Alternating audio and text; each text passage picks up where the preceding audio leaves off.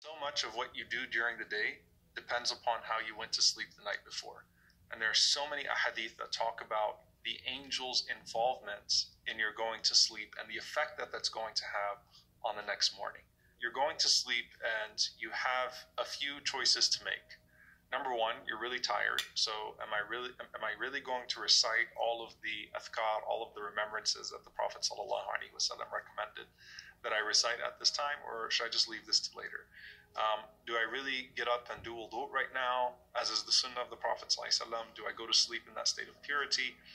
I'm having a hard time going to sleep, so should I pull my phone out and start looking through my social media, send a few text messages, watch a few videos? There's so much that you can do in those last moments before you sleep.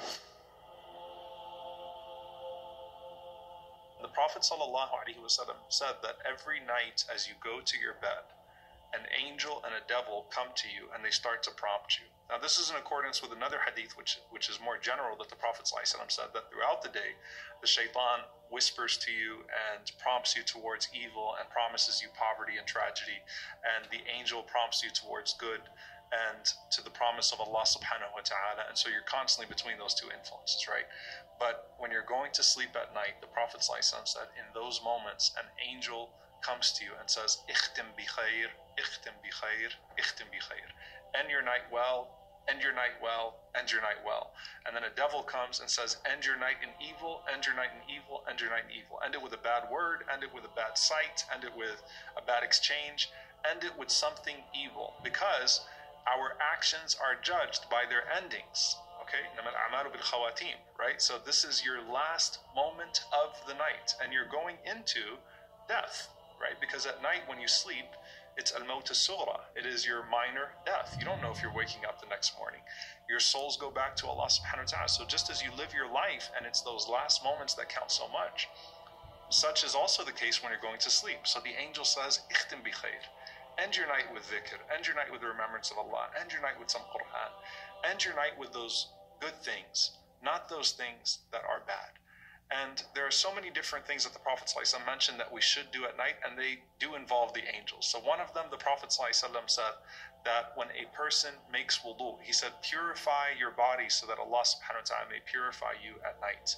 For when a person goes to sleep in a state of wudu, Allah subhanahu wa ta'ala sends an angel that spends the entire night at your head.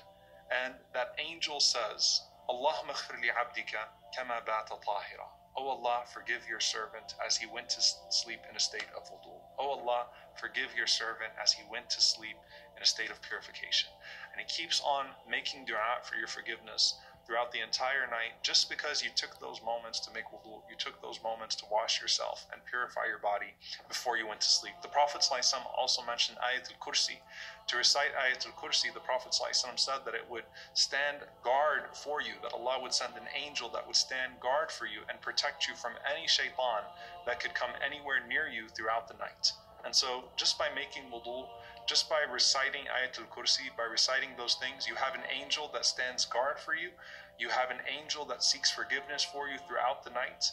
You end your night well. So if you die that night on dhikr, then you return to Allah subhanahu wa ta'ala in a state of remembrance, as opposed to in a state of whatever it is that you were doing before you went to sleep.